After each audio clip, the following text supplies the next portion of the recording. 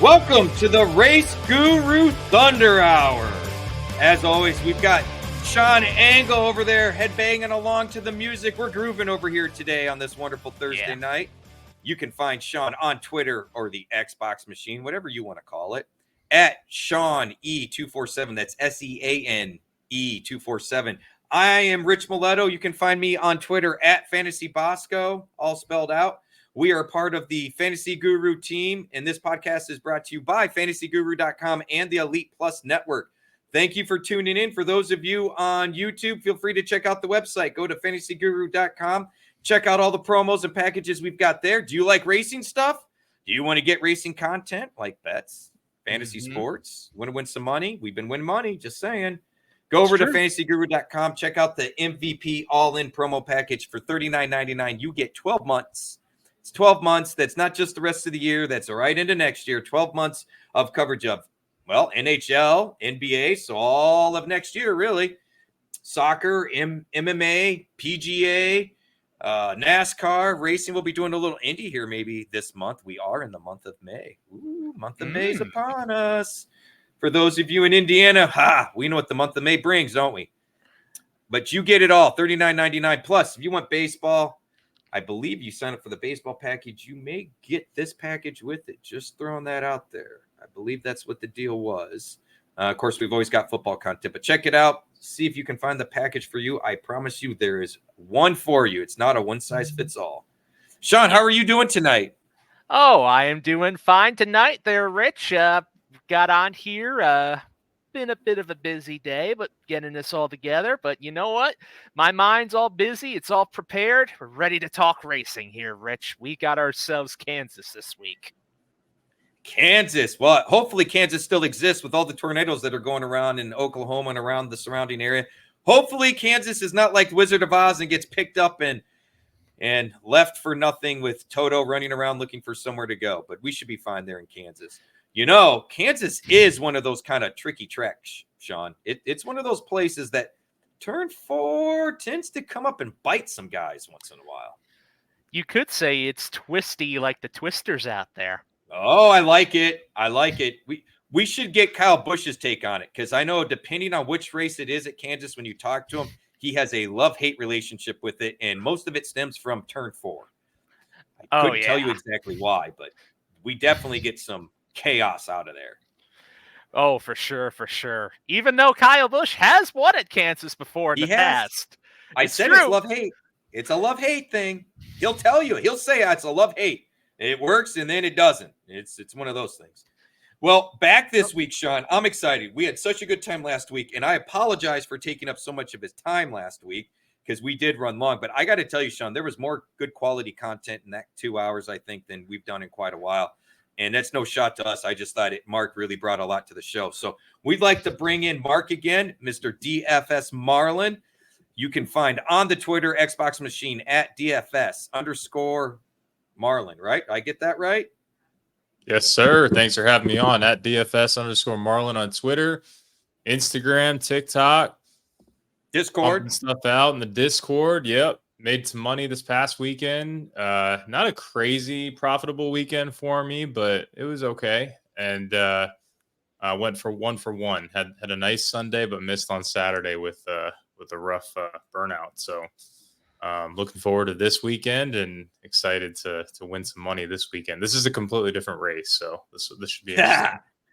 It is. It is absolutely different. You know, we spent a lot of time last week talking about your approach, our approach, and how the type of track, the type of racing we do on the track plays it largely into how you build your lineups and the things that go into it that way. So that was awesome to cover and go over. I really enjoyed that. So that was great to see. And we'll talk about that a little bit on tonight's show, but great to have you back, Mark. It was a crazy day on Saturday. So Sean, should we get into the festivities from Saturday's events? Yeah, let's get right on into it and talk about the Monster Mile real quick and recap all the action right from there. So let's start out with the Xfinity Series race.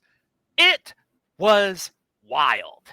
Rain ended up playing a huge factor. It caused a couple of cautions. We had 2 drivers with their cars going on fire with Ryan Sieg and Blaine Perkins. Several drivers ended up leading multiple laps throughout the event, including Austin Hill, Jesse Love, Justin Allgaier, and Cole Custer, who ended up leading the most laps, but did not end up winning the race. In the end, it came down to Ryan Truex outdueling Carson Kvapil during overtime for the victory, as Allgaier ended up crashing right at the end. It was a race full of a whole wild sequence of events, and ultimately, even though Truex was a driver that I think we've predicted would do very well, I mean, the circumstances in which he won was definitely not what we expected. Betting the midweek lines is the way to go, right? We talked about Truex was plus 600 at the time. By race time, he was 2.5. He was plus 250, 2.5 to 1. So, fortunately, those who did bet him did win. Justin Allgaier had the car to beat. There was no doubt about that. They got into a pit stop issue, which put him in the back of the field. And as Mark, pointed out last week, it's tough to pass here. We talked about that. We discussed all that. And Allgaier just struggled. He worked his way through. He had the fastest car, but he was not where he needed to be until we got near overtime. And then, unfortunately, he became part of the reason for the overtimes. It was really fun to watch Carson Kvapil out there speaking to his dad, Travis, on pit lane and get his take. That was a lot of fun. And look, I think, guys, we need to be aware. Whoever's in the 88 car, regardless of the track, they have picked people they think will run well at these tracks. Mm-hmm. We should note it. This 88 car has done well, regardless if it was Bubba Pollard at Richmond, if it was Kvapil at Bristol, this 88 car, or even this weekend at Dover. And, man, it would have been fun to see him win. We wouldn't have cashed any money. We weren't pushing that as a bet. But it would have been a great storyline, though. That would have been a great story to follow along with, for sure. And, hey, I do want to point out Kyle Weatherman. We talked about some contrarian plays and whatnot. Large part for what Mark discussed on here, I did use Kyle Weatherman in the lineup. The lineup didn't do well, but Weatherman did. And the point I'm trying to make here is that was absolutely probably the most contrarian play on the slate. I may have been the only one who used him in my in the contest that day. Look, there's something to be said about going away from the herd, and plays like that could have been the difference in not cashing and cashing, and could have been the difference in getting a cash lineup. If he had been in my lineup that did cash instead of Kyle Sieg, for example, I most likely would have been in the top 5. So something to just kind of point out. That was a great call out on these finishers. And Anthony Alfredo was also a wonderful play if you were willing to use him. He also started inside the top 15 and was quite the contrarian play and worked out well. Oh, for sure, for sure. You mentioned about Kyle Weatherman. He is the sort of driver that he goes forth whenever he's in good enough equipment. If it's like mid-pack or a little bit better, he tends to outperform that equipment and really get the best out of the cars and end up getting these solid finishes out of it. And this weekend was an example of that once again. And you could say the same about Anthony Alfredo. But our motorsports team, though, they've been having an average finish of about 14th or 15th or so all year long. They've been quietly been one of those teams that are in the conversation for even the playoffs, which goes to show they're a team to watch, especially for DFS. Absolutely. Big deal for DFS. So what was the Ryan Sieg the biggest reason for the Saturday flops, Mark? Because I know in the Discord chat that was a real common theme. Yeah, oh yeah. I rostered Ryan Sieg, so after he went up in flames, literally so my lineup. So yeah, literally and figuratively, I guess, with the lineup. And but you know what I thought was interesting that I didn't prepare for, that I think is something to remember, is the weather. Especially like these smaller races where maybe you don't necessarily pay attention to something like that.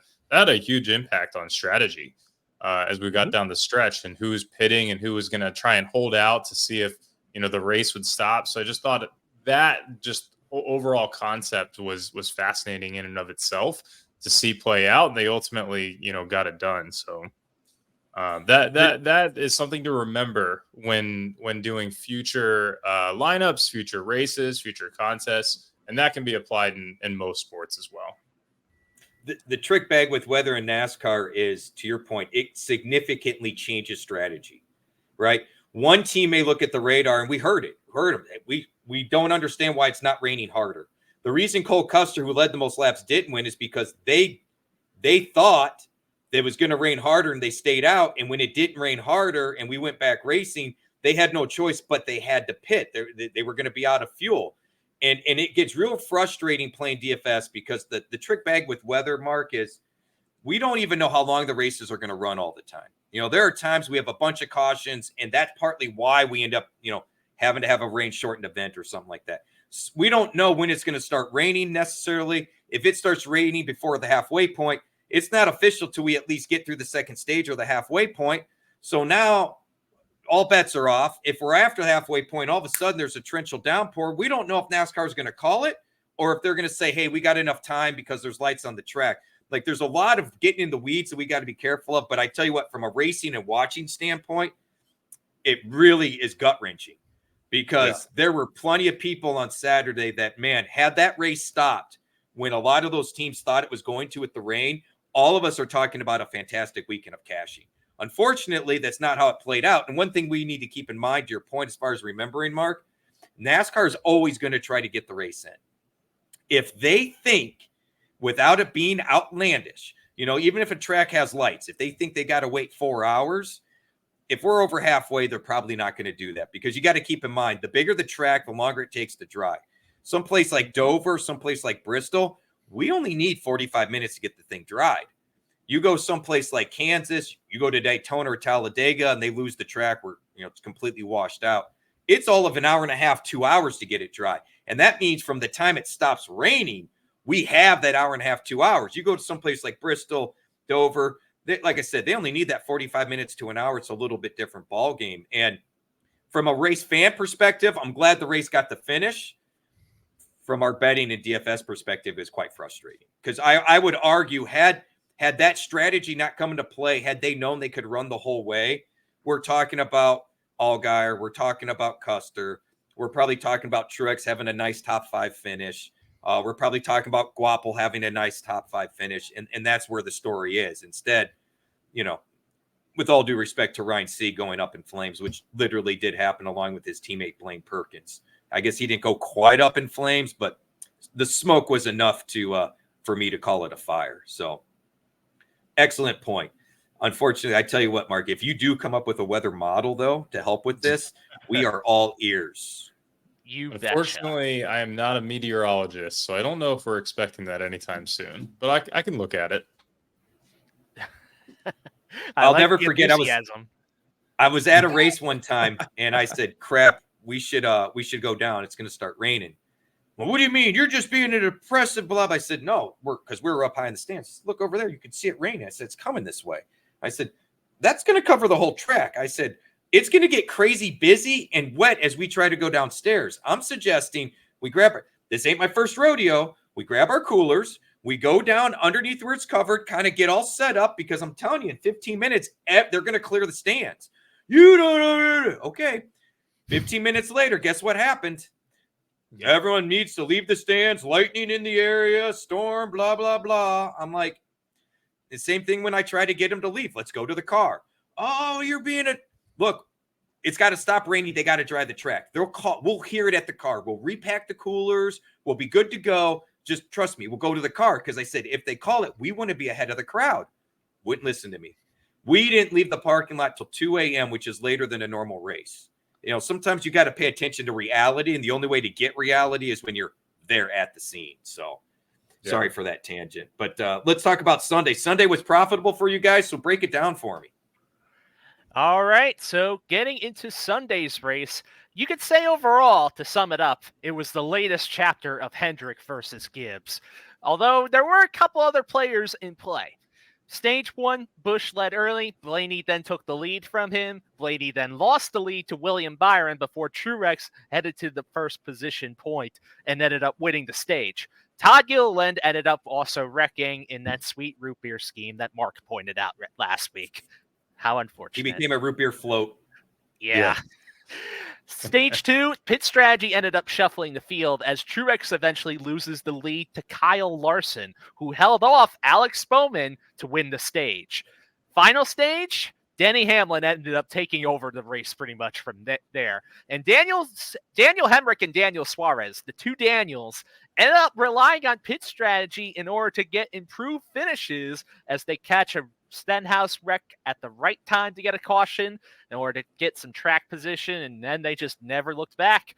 But ultimately, Hamlin ended up aero blocking Kyle Larson, and Hamlin held on to get his third victory of the year. Guys, what do you think of this race? So for me, I thought it, one big takeaway for me was Hamlin is just crushing the restarts. He's beating Kyle Larson on a consistent basis when it comes to restarts. I think that's something that we might talk about here for the upcoming week. But overall, I had Hamlin in my DraftKings lineup. I spread out my exposure. I had William Byron in my FanDuel. So I didn't cash on my FanDuel, but I went heavier on my DraftKings lineup. And the reason being is because the scoring is a little bit different, where if you crash, or if you have a crash in your DraftKings lineup, you are much more likely to have your day is over. Where in FanDuel, if your crash is late enough in the race, you still have a chance of actually still falling in the green. You might not win your tournament, but you still might cash. So that was what I was trying to go for. And knowing that this track was a track where less crashes would happen, I went heavier on DraftKings. I think that'll be a little bit of a shift in strategy as I look forward to this weekend.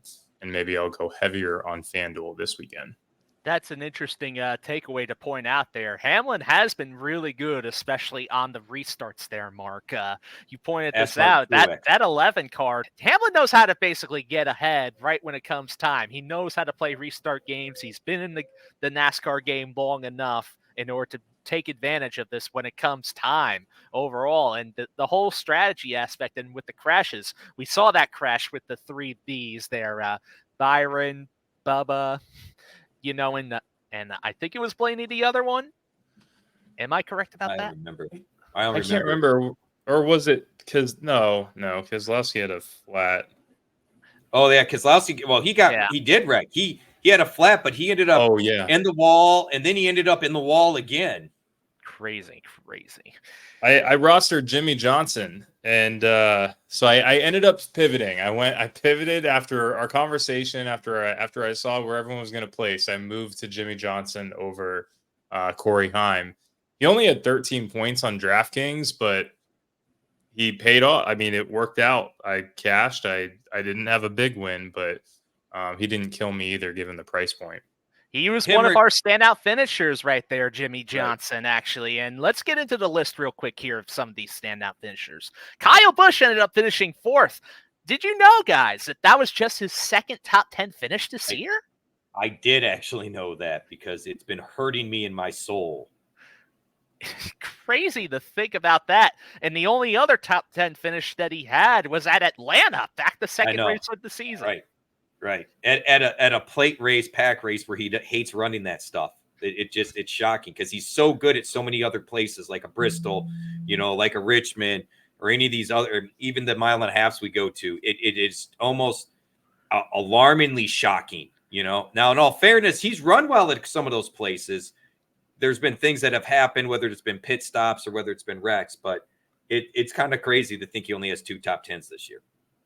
Yeah, absolutely nutty there. We got Noah Gragson having another surprise strong finish in 6th. We mentioned him. We talked about him on this podcast last week as a driver that could potentially do pretty well. He ended up paying out there.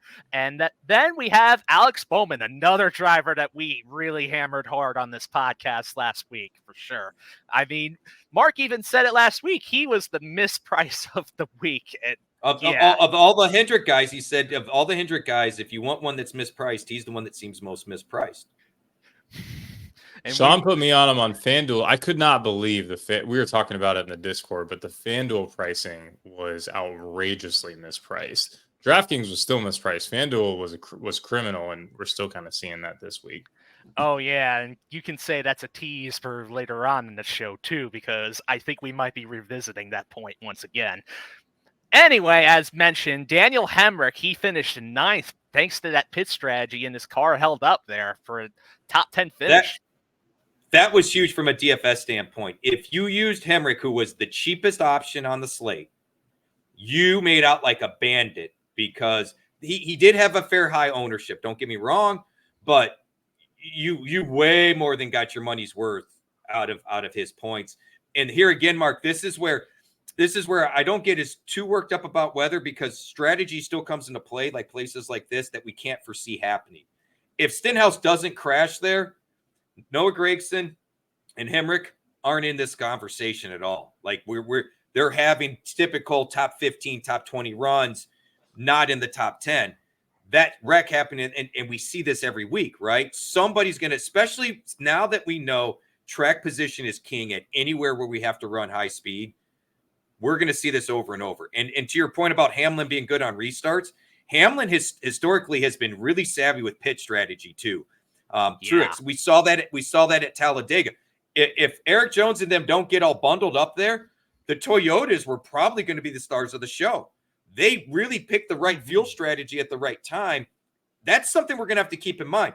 Noah Gragson, there is something clicking with the crew chief and Noah Gragson, both on his driving skill and feel of the car, but also on pitch strategy, what they're doing with the adjustments on the car. These things matter. So Noah Gragson's got to be on our radar of trending up, even though his price is going up on our DFS lineups. We still need to keep him in mind because there's something clearly clicking there. Just like Alex Bowman's been so disrespected, they constantly run top 10, top 15. Doesn't matter where, So if they're going to be priced like drivers in the top 15 to top 20, then they've got to be a play every week, right? I'll be honest, I was a little disappointed in Ty Gibbs. I took a ticket out on a top 5 finish for him.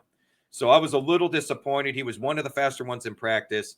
Obviously, his teammate was good, but I got to tell you, I was hoping for a little bit more from Mr. Gibbs.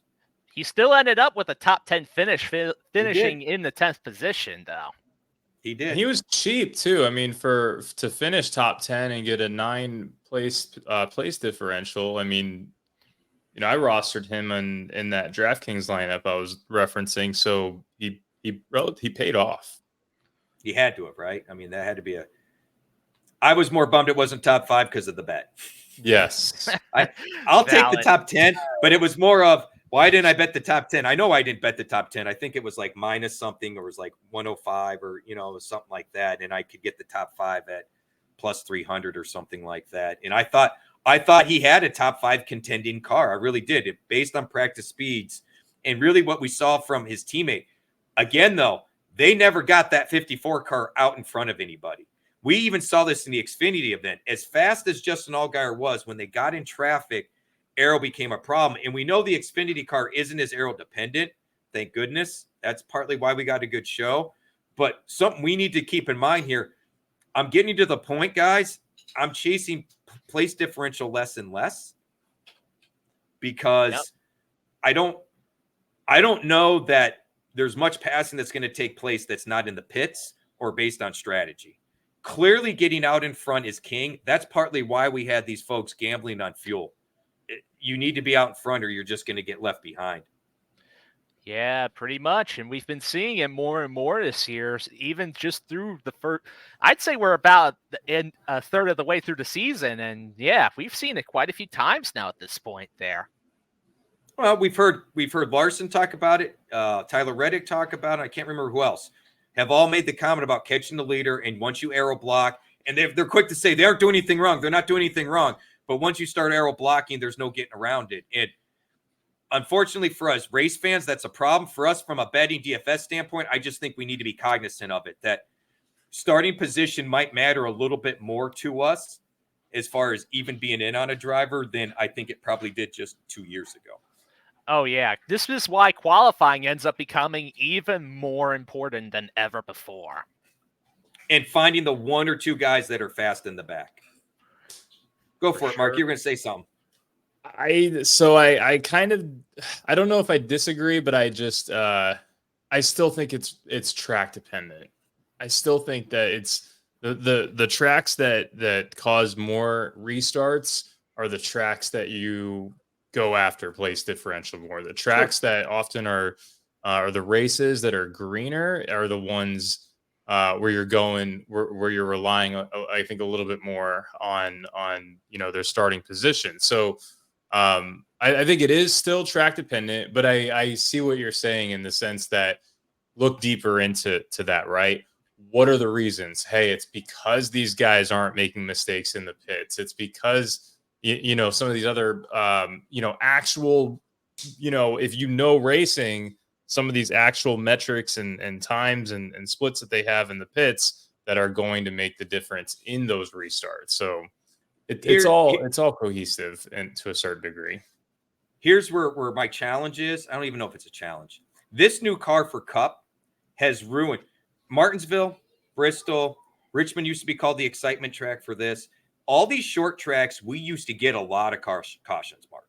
That was very, very common. Okay. That's why you'd see everyone get so upset with 15 laps to go on these events, because they would start beating and banging and a caution would come out and we get all these crazy restarts. Unfortunately, we only really see that now in Craftsman trucks and Xfinity. When we bring this new next-gen car to these short tracks, even though aero's not been an issue, passing has been a major, major problem. We never used to get these massive green flag runs at Martinsville. What we got at Bristol, because of the tire wear, it wasn't quite that excessive, but we used to get that amount of cautions at Bristol on a regular basis.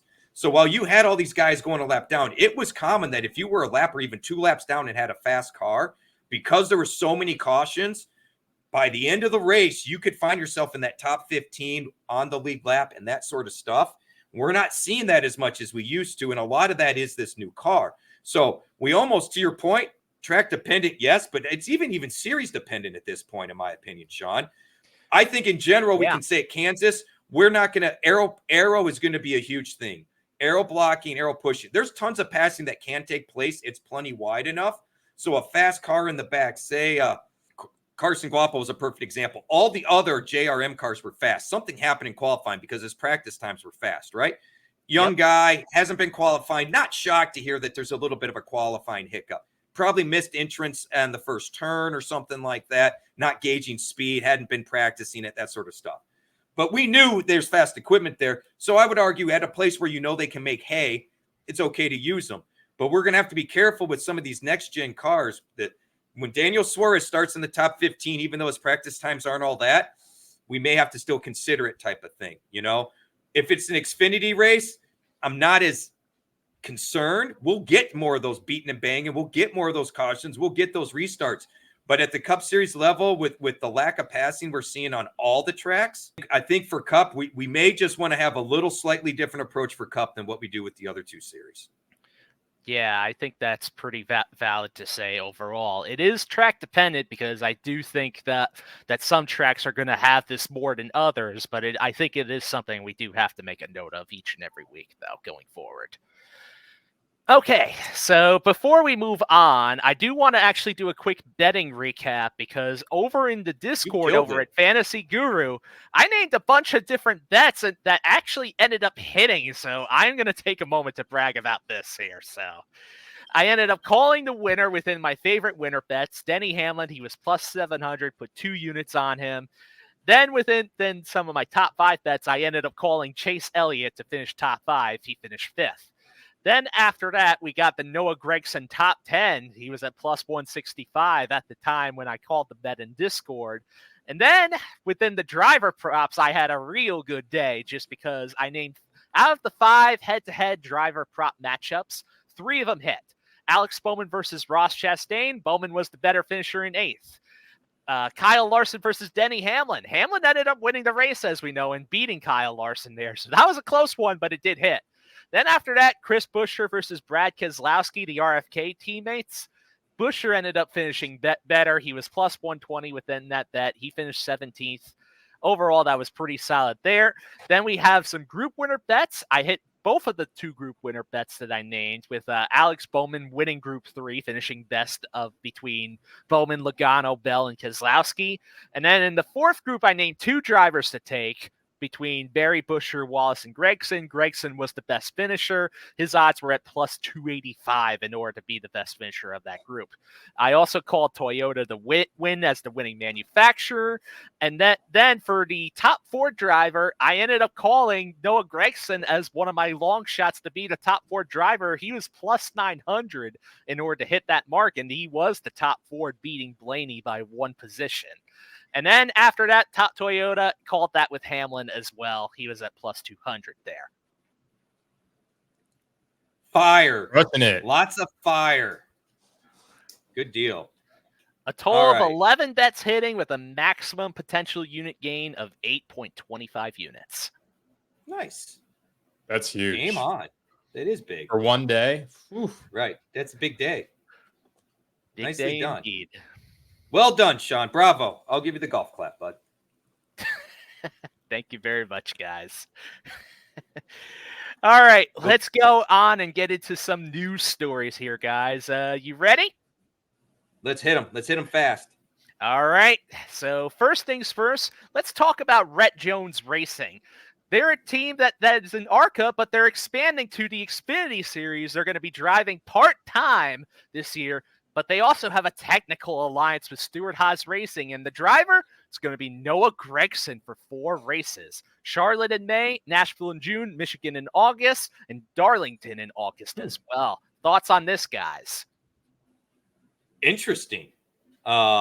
I'll have to look into Erik Jones' background. I'm kind of curious if they've always been with Ford or if that's something, maybe they have a different manufacturer. Very interesting that they decided to jump straight to Xfinity over trucks.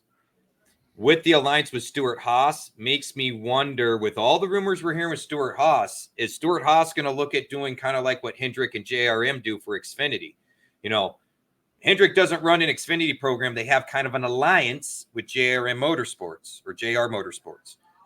Makes me wonder if Stewart-Haas is maybe, because they'd only have, was it 2 cars or 3 cars regularly for Xfinity? I know it's 2 cars. Just 2, cars. right? Riley Herbst and Cole Custer. Well, Gibbs is running 4, aren't they? Every week? Yeah, Gibbs has 4 cars running in Xfinity every week. Right.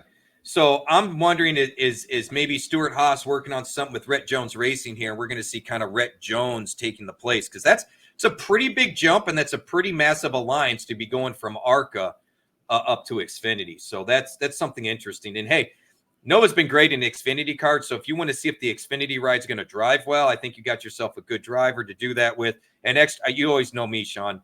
Extra seat time for a young driver, sign me up. Let him do it. I'm all for it. Oh, yeah. One other thing to mention about this that I think is also an interesting connection. I'm not sure you guys remember this, but this was the team that last year fielded the entry for Frankie Muniz. Oh, that's right. They did. Yeah. Frankie Muniz drove this car during the ARCA season last year. And at one point for a little while, there was even leading the ARCA series points with that team. And they are like the biggest Ford team at the ARCA level, I believe, right now, or one of them. I follow you. I did not. I totally forgot about that. Interesting. Makes you wonder, since Frankie is making part-time starts with Ford teams this year. He did some races with Joey Gase Racing. Could he also perhaps land here for some part-time starts? Wouldn't shock me. I have a feeling if I'm the team, I want to make sure I've got some equipment, though, before I'm going to test out a young driver that doesn't have a lot of experience on these tracks or these cars. Yeah, very interesting to think. Mark, do you have any thoughts on this news? The one thing that pops out to me is Noah Gragson. Just like Rich said, just excited to see a little bit more of him here, and a guy that I'm a little bit more familiar with. So, just gives him more experience and more opportunity. Like you said, more track time. So confidence, especially if you get track time with confidence. We've all been around sports forever. Confidence is a huge thing. It never shocks me how confidence for a driver can be all the difference in the world, from saying being a constant 10th place finisher to contending for wins. It's amazing to me, just the mental aspect sometimes, Yes. Yeah. Anytime you have like another team come in too, and you see a shakeup in any kind of sport, I think it always causes for more parity and a little bit, a few more storylines to follow too. So should be interesting. This is the next headline here is quite the interesting storyline for a couple of layers. Like I don't know how much you guys have been following this, but I've been as a avid Indy 500 fan. My first experience at a racetrack, I was 3 years old at Indy 500 qualifying. Got a long history of going to that track. Been there to see a couple of drivers win their 4th Indianapolis 500, so that's always been cool. I'm really excited to see Kyle Larson run. He's shown speed so far. He was the fastest rookie at Indy, which to a lot of you doesn't mean much, but they have a whole big rookie thing you got to test through and everything else. He was even second, third quick for a while with the veterans. Kurt Busch actually had a decent showing when he did this, a few years ago. Look, back when I was little, it was real common. AJ Foyt would run the Daytona 500, right? He ran Indy 500. Mario Andretti and AJ Foyt are the only 2 drivers to win both the Indy 500 and the Daytona 500. No one else has. We used to see it was back USAC that back in the day with the midgets and the sprint cars and running on dirt, and Mario and AJ and all those guys would run that. They'd come run IndyCar. Used to see all those guys coming up and try to run IndyCar. We'd even hear people running the little 500 and then doing the big 500. You didn't see that very often, but that's kind of a little track that's there in Anderson. They do that at. To me, this is big. This is big story. I know when John Andretti did it, we've seen Robbie Gordon do it. We've seen Kurt Busch do it. I'll go out and say, as much as Kurt Busch is a champion and a great driver, Kyle Larson is the best driver in my generation. I know of Mario and AJ, but when they were winning Indy and Daytona, I wasn't even a glimmer in my parents' eye, right? So to see Kyle Larson, who is at the peak of his game in NASCAR, heading over to drive an IndyCar right now, I'm excited, guys. I am so bummed I am not going to the Indy 500 this year. In fact, I really want to do the double. I want to find somebody that'll help me pull. I will pay for the tickets and stuff. I want someone to help me pull off the double. I know I'll need the helicopter ride in Charlotte to get to the track, but I want someone to help me pull off. I think there should be a contest. They should do a contest and take 4 fans to do the Indy Coke 600 double. I don't think many fans could survive it personally because I've seen too many not survive the Coke 600, and I've seen not too many survive the Indy 500. That would not be for the faint of heart, but I think we should put that out there. I'd love to see it. That is a pretty cool challenge. But, the reason why we're talking about Kyle Larson and the Indianapolis 500, let's just bring this up for context. It's because Kevin Harvick was named as the standby driver for Kyle Larson if he decides to miss the pre-race events for the All-Star race happening in 2 weeks in favor of Indy 500 qualifying. Kevin Harvick, we know he's retired. Driving a Hendrick car? Bring it. I hope he does skip. But go do Indy 500, man. It's the All-Star race, whatever. They go in circles at North Wilkes-Barre. You dominated it last year in the truck race. We don't need to be there for practice. You don't need to be there for qualifying. Let the old hag do it. Let him get in there, turn some laps, get her done, and go do the Indy 500 qualifying, man. Don't even question it. Let's just get Harvick in the car and call it a day. And Harvick's itching to mess with those new tires too in the All-Star event. So it's a win-win. That it would be, and it would be great for him to have that insight in the booth, because you probably know this, Mark. They try stuff out at the All-Star race that sometimes we see implemented later on. So I tell you what, it would sure be nice to get someone who's recently out of the car, understands the old car, understands the new car, and can maybe speak with some intelligence and reality on these tires. That's a great point, Mark. Indeed, it is. Good point there, Mark. I'm excited about this news too, Sean, because you and I talked about we talked about it last week. Right. Yeah, we did. We all talked about it last week. JTG Daugherty Racing signed Ricky Stenhouse to a multi-year deal. So one, Ricky's not going anywhere. But then this brings into questions. They must have some long-term plans to stay in NASCAR? Yeah, they'd have to have something cooking in order to make sure that a driver is signed, because the last time that I heard of a driver signing that that ended up leading with the team going down under was when Chip Ganassi Racing signed Zane Smith to eventually drive one of their cars, but the deal never went through because Chip Ganassi Racing was bought out by Trackhouse. So unless something like that happens, you have to wonder what's going on with JTG Daugherty Racing, especially with these rumors with Kroger and the ownership going to Gibbs. It's quite interesting. I'm with you. I'm not a medical guy. Mark, I don't know how much medical background you have. I'm a little shocked that Erik Jones is already cleared. And maybe it's just my hatred of this car and my lack of trust and safety. But I understand Bowman's compression fracture happened in the dirt race, but he was out for 4 weeks, 5 weeks, I think. No, 4 weeks. Whatever it was. It was one of them, the concussion he missed and the back he missed. 2 weeks? Less than 2 weeks, and they're clearing him? It's a compression. We know that. It was a compression fracture. You weren't cleared to race. You hit the wall head on. I'm struggling to buy that it's all of a sudden I get every injury is different, but again, similar injuries, double the time off. Quite frankly, do we need to rush him back? Now, I'm wondering how much this is pushed by Erik, because if he's going to make the playoffs, he's in a position right now where it's going to be tough to stay in the points position. You know, unlike Kyle Busch, when he broke his legs and got the waiver, that man came back with a fire, right? I mean, he rattled off a bunch of wins. He scored more points than anybody over that 8-month period. I mean, it was off the charts, right? Just incredible. Yeah. Jones doesn't have that luxury. And I heard him talking about where they're at in the points during the race last weekend, and it's going to be a challenge, and maybe that's playing into it. But I don't care what sport it is, Mark. I'm not a fan of rushing athletes back early. It seems like he's pushing for it, but you know, maybe everyone else is just turning their head. Maybe NASCAR even. Like maybe they're like, hey, yeah, it wasn't that bad of an incident. Let's get him back on the track and, you know, cover ourselves, improve the PR a little bit. I don't know. But I think I like Mark's thinking here. I think he's onto something. I'm a conspiracy theorist, though. I buy into all the conspiracy. Okay, well, so am I. I mean, so that makes sense. I'm wearing tinfoil hat, man. You know, that's not a problem for me, bud.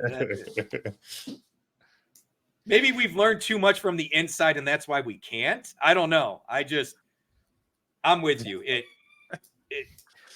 And I go back. I know I hate on this car, and I'm not going to go down that tangent again. It's just seems weird. I will say this. I'd much rather him return at Darlington than I would Kansas. If I was going to be fearful of another brutal wreck, I'm more worried. Not it can't happen at Darlington, but Richard Petty said this best. When he gets loose and has a hard time controlling the car, he runs the high line. You know why, Mark? Because it's a shorter distance between him and the wall now. Yeah. So there's not much time to wreck, right? Yes. At Darlington, we already put that painted stripe down the side. We're running against the wall. We're not going to likely see that dart straight right into a head-on wall collision. Here at Kansas, that absolutely could happen. We've seen some gnarly wrecks at Kansas. We've seen, wasn't it? What's his name that rolled in qualifying? Wasn't that at Kansas? Or was that Chicago? Do you know who I'm talking about, Sean? It may have been Moffitt that did it. Unless you're thinking of McDowell, unless no, I'm trying to think. He did a qualifying run, wrecked all by himself, and then ended up barrel rolling. I'll look it up. But anyway, yeah, I just think it's a little weird. But let's talk about what else news. I do want to bring up one more point, though, just on this particular story, too. You do realize that it's Darlington Erik Jones is trying to return to, and Darlington is perhaps Erik Jones' best track statistically. Let's not forget about this, guys. He's won there twice. You're right. It is his best track, and it's not even close. That's a good point. Yeah, I think he might be pushing it just because he's like, this is one of the few chances I know I have in order I can get myself a car that might be able to win. He has this track circled on the calendar every year. Pretty much. That's scary. That is scary. Because now you really don't know how injured he still is. And he's just willing to push the envelope himself, right? Oh, I am sure. I'm telling you, it's probably playing a part into it too. I'm sure. Well, if it's my best track, I don't want to miss it. Yeah.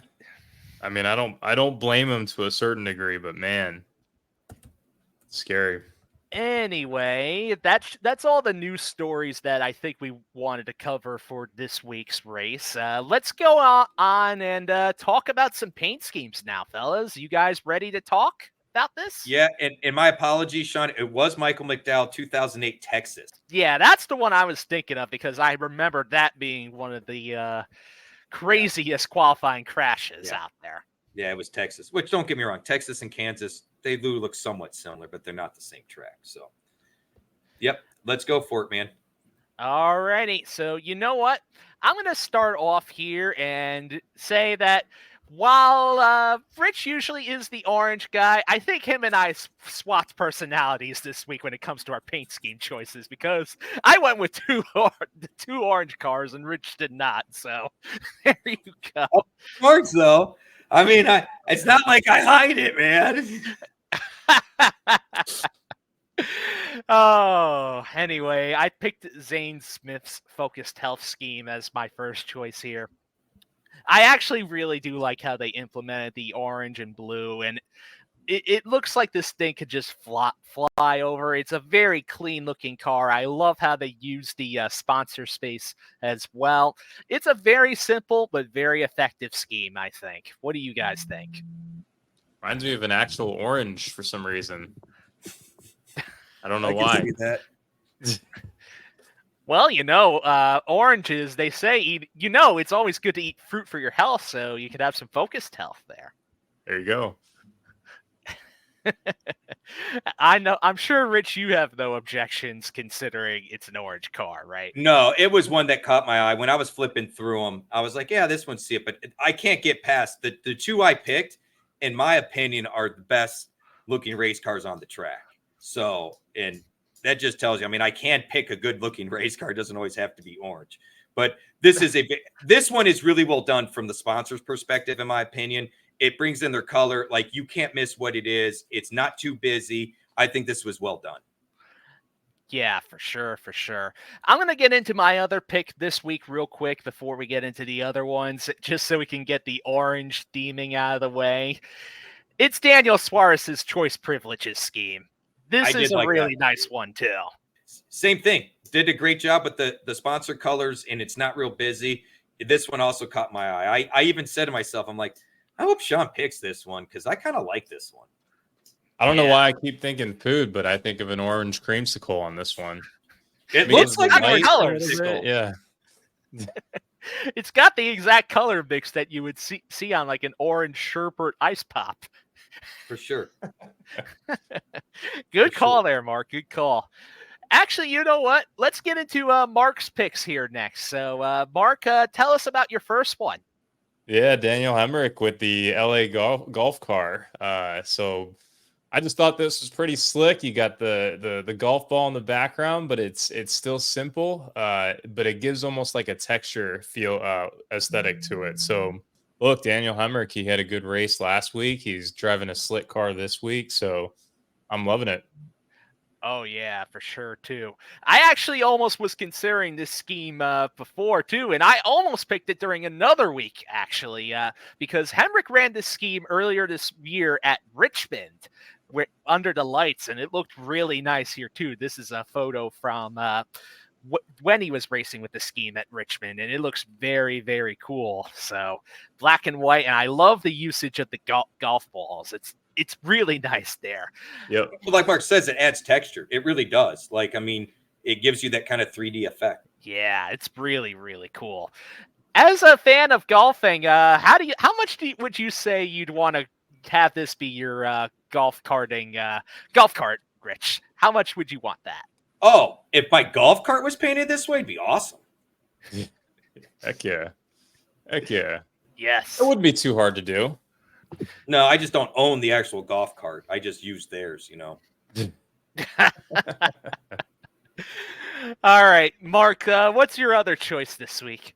I would say, well, that did inspire me because down here in Florida, a lot of people have golf carts taking their kids to school and stuff. So I'm thinking about it. And if I do, I might have to consider this paint scheme. William Byron is my second in the Raptor Tough car. So This one I think is just it's a little bit edgier. It's a little different, but I think I'd love to see William Byron have a good race in this car. So maybe a nice bounce back from last week. And he's got some nice odds here for this week as well. But it does kind of have that dinosaurian type look, and maybe it's exactly what he needs to have a nice finish here at the end. And you know what, Mark? Last week he had a fast car. It was one of those self-cleaning track things where he got collected, if I remember correctly.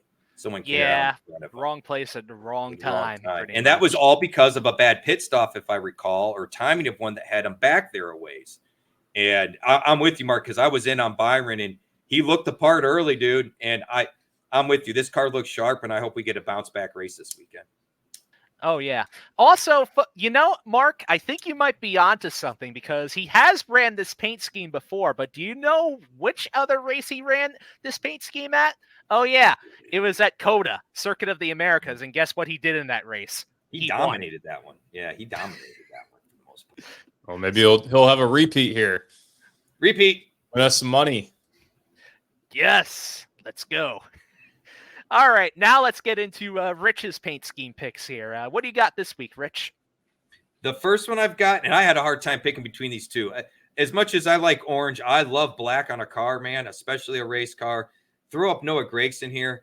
I like whenever you can get some two. Oh, I had the wrong one. My bad. Then we'll go with this one. This one caught my attention for two reasons. One, I love the Winchester sponsorship on the side. And from the side view, as Sean likes to say, this car looks fast. I like how the silver pops with the black wheels and the silver, the accents. It works really well. The Winchester with the Bass Pro Shops, it's like a perfect marriage of sponsors. I really dig this one. Oh, for sure. If you didn't pick this one, this was going to be one of my choices too. I'm just telling you right now. This is a really, really cool looking paint scheme. I know Gregson's ran a bunch of similar paint schemes before this year with Bass Pro Shops on the hood and the silver mix, but this is the first time that Winchester is appearing on the car this year. So it's a really cool overall, very fast-looking paint scheme. And also, it's interesting to think when you think of Noah Gragson and silver-based paint schemes, all his success in the Xfinity Series where he had this sort of similar color scheme almost, too. True. Yeah, he either ran the silver and the black or the black and the silver or some variation thereof with the silver. He did. He dominated that one year, man. I mean, people forget just 2 years ago, he was like the Xfinity driver out there. I know I'm a conspiracy theorist, but I'm also a betting conspiracy theorist. We were just talking about the Star Wars cars. It looks kind of like the Star Wars cars. This weekend is May the 4th. I don't know, man. We might have another strong performance from Noah Gragson if you use that logic. I tell you what, Mark, in all seriousness, bet stories in NASCAR, it will make you money more times than not, man. Follow the tinfoil hat is all I'm saying. Yes. So why don't we snap onward towards the next paint scheme of yours? This was the black one I was talking about. Throw up Austin Cindric here. This car just, and I hadn't seen the renditions of it new like this, but the paint artwork on it just screamed fast race car. And I don't know what it was between the black and the fade. Like my two favorite paint schemes of all time are the blue and yellow Wrangler cars for Dale Earnhardt. The one where it had like the three pinstripes that started wider, got more narrow, and the Darrell Waltrip Western Auto Parts car where it had the white and the black, where it had the different shades of silver before it went to the black. I don't know what it is about me and like the two-tone and things fading, like kind of like the City Chevrolet car on Days of Thunder, but I love when they do that. And this car has a lot of that look to it, as you can see in the photo here. So, and it still has orange, Sean. What's that, Mark? It's got like that Kevlar look, like the Kevlar coating almost. Yeah. So it feels like the outside of the car is kind of talking about texture again, like a different texture. Yeah. Yeah. This car looks good. It is a good-looking car. I only have one thing about this that does slightly bother me, and that's I wish that the Snap-on logo on the sides of the car had like a little outline stroke, just like the Penske number 2. That just, for me, I felt like it would make the sponsor pop more and just be right in better theming with it, or if it just had a stroke outline behind that Snap-on logo in particular. That's fair. But other than that, I really do like this scheme as well. I wonder if they have to only do the outline for the number. Does anyone else's car have anything? I guess Kyle Busch's does. So they have specific rules on the number. Obviously location, size. They recently changed. If you notice, Brad Keselowski has run kind of like a metallic number. That used to be illegal. You couldn't do that. And then there was another. What was the other weird rule with the number, Sean? I don't remember if there was one specifically on the outline, because I don't think, like, for some reason, I feel like John Hunter Nemechek doesn't really run an outline on his, but I could be wrong. But I swear there was another weird rule on the number, and I don't remember what it was. Like, there's a set standard for the height and all that, but there was another different rule besides the metallic. As far as the sponsorship goes, I don't know that there's anything specific. They just reserve the right to reject something. Okay, yeah.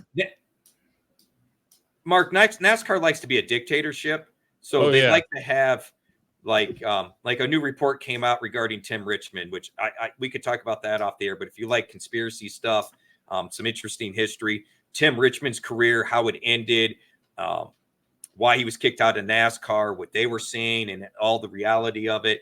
It's a very interesting story, and new report came up about that lately. But there's been plenty of examples of NASCAR just arbitrarily doing something because they can. All right. So anyway, that's all our paint scheme choices for the week. Let's go on and actually talk about this week's racing activity at Kansas. Let's preview it. So we got ourselves another 1.5 mile intermediate track, guys. This will be the third time that we've raced on this track type this season. We've raced at Las Vegas earlier in the year. We raced at Texas early in the year, not too long ago as well.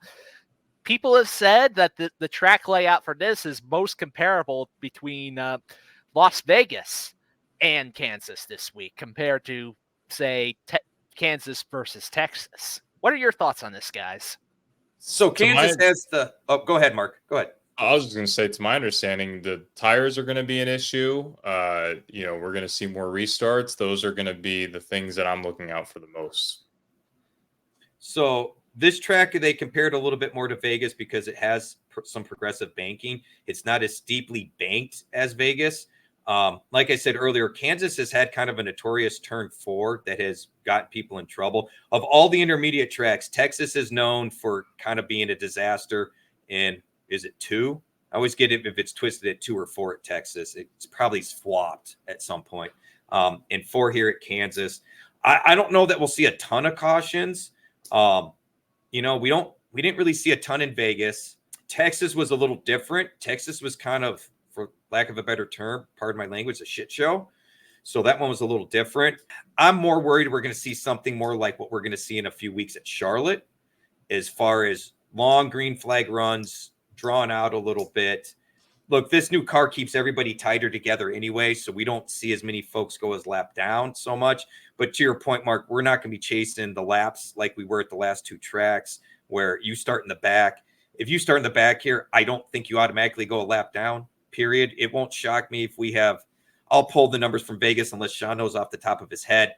But Sean, 29, 32 cars were on the lead lap at Vegas, and I'm guessing most of the ones that weren't were probably crashed out or did crash out at one point. I think we'll see something similar to that.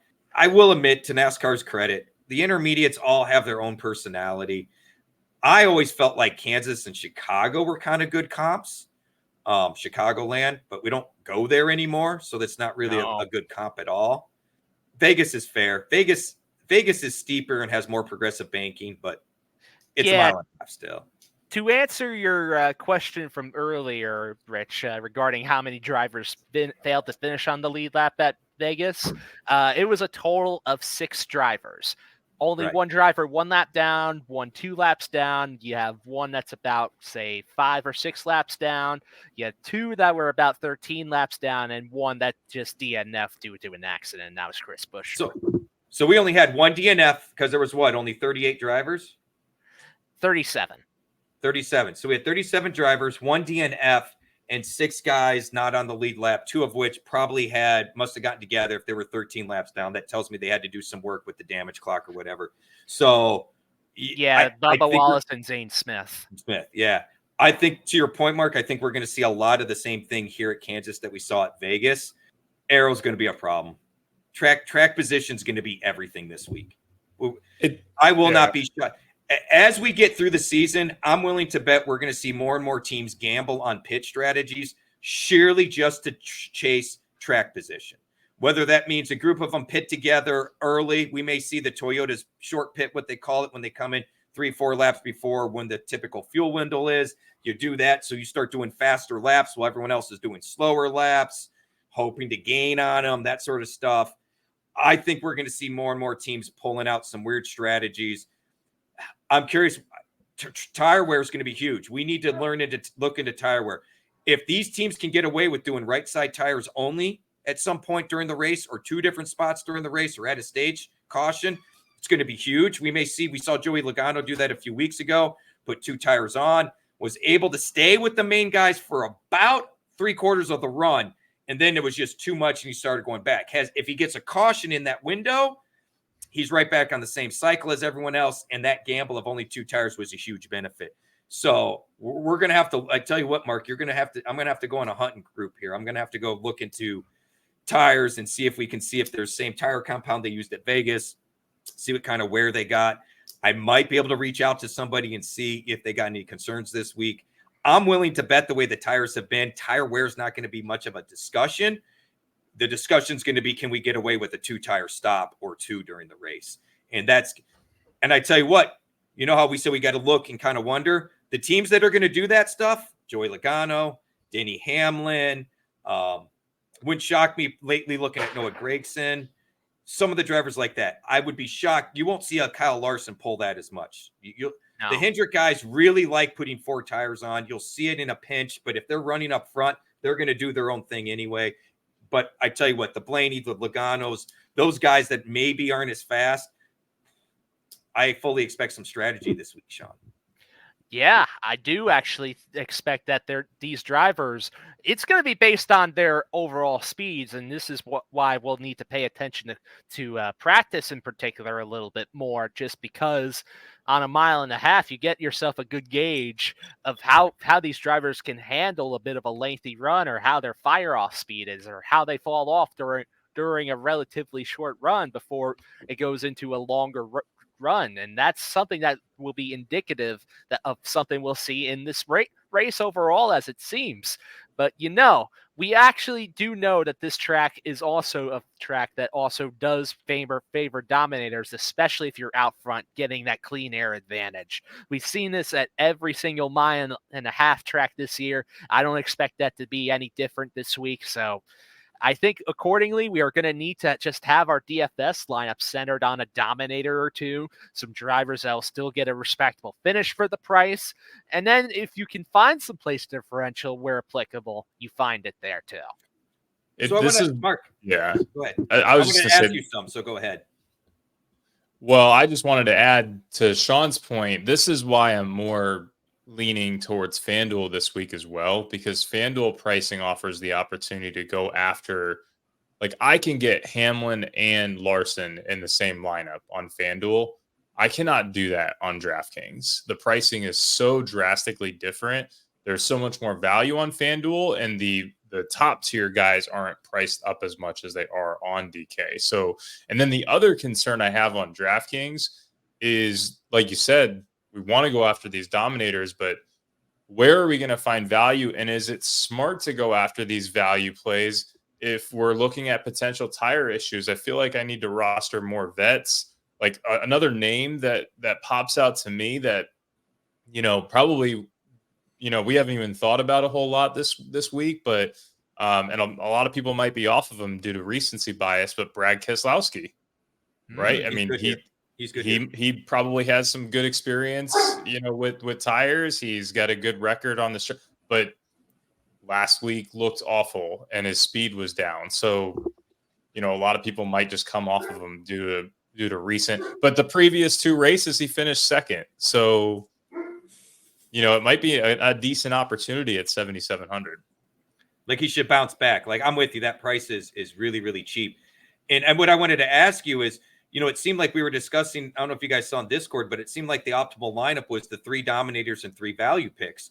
So my question was going to be, is that something we want to try again? Do we want to try to get those dominators? And granted, we have to hit on those dominators. You can't just pick 3 near the front and say, I should be good.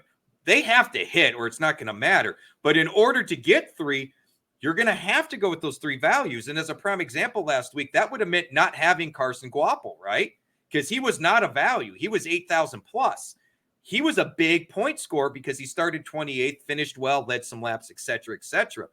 But to get him in the lineup, you couldn't have 3 value picks. If you did, then you either you had to sacrifice one of your dominators as his being one of the dominators, which he really wasn't, but that's what you would have had to sacrifice. So, I mean, I'm sitting here going, because I'm with you guys. I looked and I'm like, I can't really build a lineup that I like at this point. Now, granted, the value picks we know all kind of come to fruition after practice and qualifying. But to your point, Mark, we've already talked about Hamlin. We've talked about Larson. We've talked about Truex. To put all 3 of those in your lineup leaves you pretty much nothing. Yeah. I think it's 2. I think you got to get 2 guys this week and maybe not go after the bottom of the barrel type of guys. And a lot of people are going to be doing that because they saw the lineups from last week. Right. So, yeah. And that's why I like FanDuel more this week. I don't play FanDuel often, but Sean got me on it last week. And now I'm like, and I do that normally in football and some of the other sports where I play 2 different lineups on each site, because I've seen times where I feel like my analysis is there, and on DraftKings I'll completely miss, and on FanDuel I'll win it all, right? So it just sometimes depends on the format that you're playing in. I just feel like FanDuel is the better format this week. I need to get my account unlocked. To your guys' point, though, about the optimal lineup for last week's Cup race at Dover, here is the top scoring lineup in one of the top GPP-based contests here. We have Kyle Larson, Martin Truex Jr., Denny Hamlin, Corey LaJoie, Justin Haley, and Daniel Hemrick. We had 3 guys that basically led a good amount of the laps. They were pretty much the top dominators, and you had 3 drivers that were pretty much values that are about pretty much 6K and below. To your who were they? LaJoie, Hemrick, and who? LaJoie, Hemrick, and Haley. Haley. Yeah, because Haley was just outside the top 10 too, wasn't he? Yep. And I tell you what, it shocks me. For as awesome as Guapo was in starting 28th, it blows my mind that he wasn't, because he had to be a top 3 or 4 scorer for the day. I mean, he gained 20 plus bonus points, 25 or whatever, 26. He got the points for finishing where he was at. He led some laps. He had to have a couple of fastest laps. I know he had to be behind Larson and Hamlin, but he had to be a top 4 scorer and was only 8,200 or 8,600 or whatever it was. Blows my mind. Also, because I got this up, I'm going to bring this up too. Here's the difference between this and a FanDuel lineup that was probably the top scoring lineup of this past weekend. Here were the 5 drivers they had in this particular lineup: Kyle Larson, Denny Hamlin, Martin Truex Jr., Daniel Hemrick, and Noah Gragson. And that had to have been, those guys had, how cheap was Gragson on FanDuel? Trying to find him. He was like 4,000 something, wasn't he? I want to say it was like 4,800. No, he was 7 on FanDuel. Yeah. Oh wow, that shocks me. Hemrick was the really cheap play on that there. He was about 3K, I think I remember. Around 3K. It's so hard to not use these guys that are so cheap. 32. 2K. 2K? He was the cheapest. He was the cheapest driver. I mean, my God, you got a free square if you used him. Yeah. And then you just play all the dominators at that point because you only have 4 spots to fill.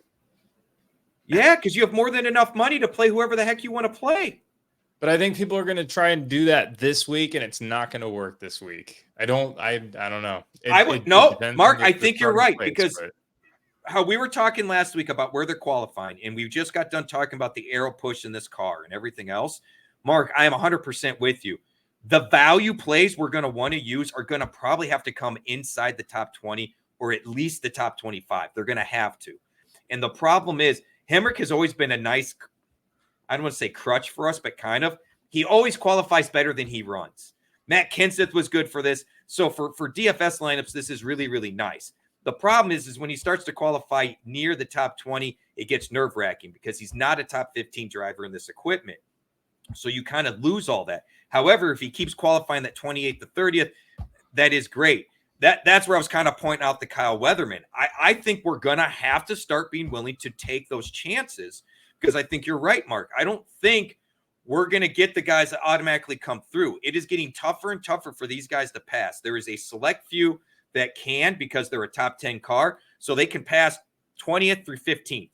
Once they get to 10th, they're stuck. The Ty Gibbs we saw last week, that's exactly what he did. He could come up through, but once he got to 12, 13, and 11, he was just kind of stuck there. Nobody could get around Hemrick once he got in the top 10. It took multiple laps for him to drop from 6th to 9th. It's just so hard to pass in this car. I think you're spot on with that, Mark. And you know what? This is the type of stuff that makes you a winner on DFS. This type of logic that Mark is sharing with us and why he is so good at it. Being different from zig when they zag. We talk about it in football drafts all the time, right? This is no different. If everybody's going to go chasing those value plays because of what happened last week, or in general, that's what's happened, maybe it does work, and that's the chalk, but it's going to pay us a lot more for us to do something different. And if we're right, we're going to be much better off than everybody else. Yeah. I think it's, and it's not chasing something that you're buying into a fallacy for. Like, you're not buying into recency bias. You're not buying into groupthink because everyone else is saying it. You're buying it into the stats are there, the research is there, the tea leaves that we're reading throughout the week and how they qualify, and like you said, what type of equipment in there, and that's the type of stuff that matters, and that's what you have to lock in on and kind of ignore all of the outside noise. So I don't know. For me, given this conversation, I'm thinking my value plays are going to be on DraftKings, probably somewhere between 6 and 7K. I don't think I'm going to punt all the way down to a 5K level this week. I think you're onto something, unless there's something that jumps out, right? Right. Like, I mean, yeah. We see something in practice and something happens and they're back in 30th. Fine. Maybe it's worthwhile. Because like I said, I'm not too worried about cars going laps down here. Right. So I'm not as worried about gambling on someone in the back and getting burned. What I'm worried about is gambling on someone in the back that's going to finish in the back. We've seen that a lot. They qualify 28th, they finish 29th. They qualify 32nd, they finish 27th.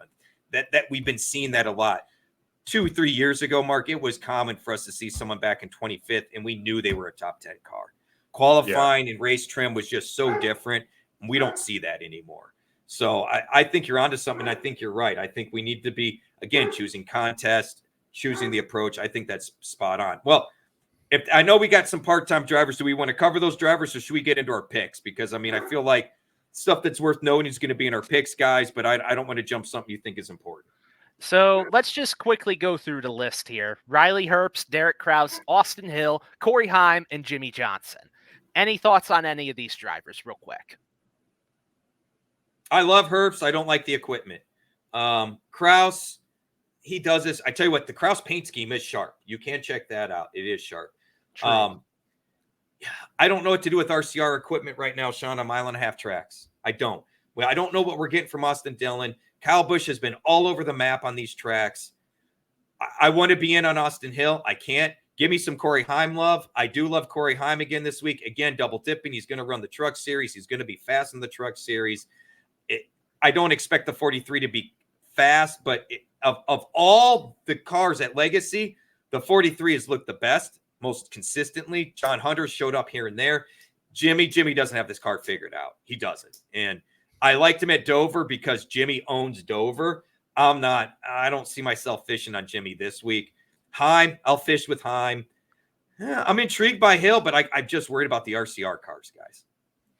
Yeah. What do you think about this list, Mark? And any drivers stand out to you?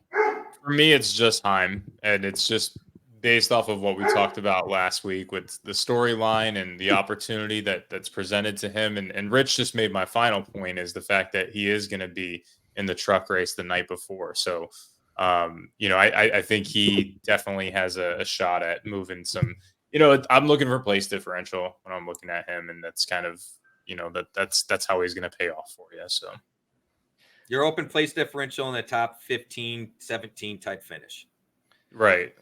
Yeah. So okay. So for example, he's 5,900 on DraftKings. So if he finishes 25th, are you willing to go after him? If he qualifies 25th? Yeah. I'm sorry. Qualifies 25th. Yeah. 2 weeks ago? No. After talking with you and everything else over the last 2 weeks, yes, I would. The price is cheap enough, and I feel like I don't think I have to worry about him so much going backwards 5 spots as I have the hopes he can go forward 5 spots, even qualifying 25th. Yeah. Because if he's at 25th and he finishes at 27th, 28th, at 5,900, you can still easily cash that lineup as long as the rest of your lineup stays intact. So I did it with Jimmy Johnson last week. He gave me 13 points and I was in the green, well in the green. So it can work out, and it won't completely kill you if he doesn't show up. No, and I think you're right. I think if he qualifies 25th, you can expect him to be 25th or around there, and it'll be worth the 5,900. Like I said, you have changed my thought of thinking, Mark, here, and I do think it's, like I said, it didn't work last week, but it did. You know what I mean? Like, I just didn't have the right mix at the right time. But no, and I'm with you. You look at all the value plays, he's really the only one I'm interested in, who I feel is priced below the equipment. As much as Legacy's not all that, Legacy is a full tier above Rick Ware, right? Yeah. Are they above RCR? No, I don't think they are. But I don't know that RCR is a huge step above them. Slightly, yes.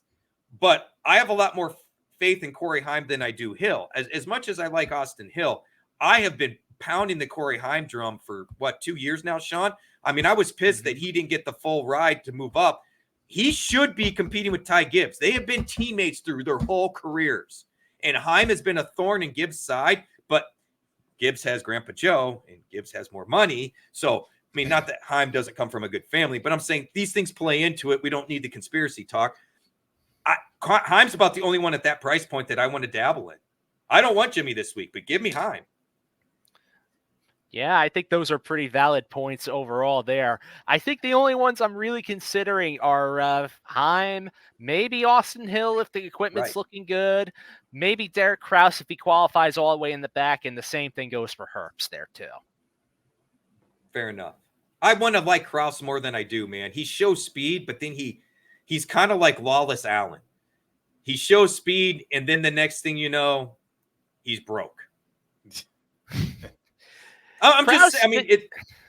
Go ahead. I was going to say, Kraus did actually score place differential when he did race at Vegas earlier in the year. He did. I'm just saying, historically, that has been a challenge for him. The same as for Dean Thompson.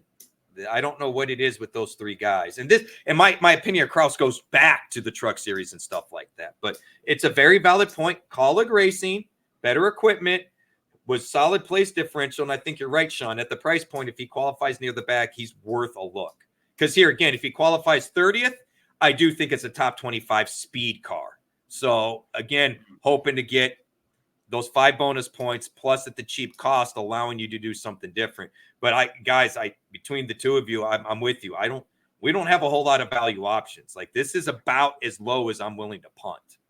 And here, again, it's going to depend on qualifying. Yeah, because Kraus is the cheapest driver on both sites this week.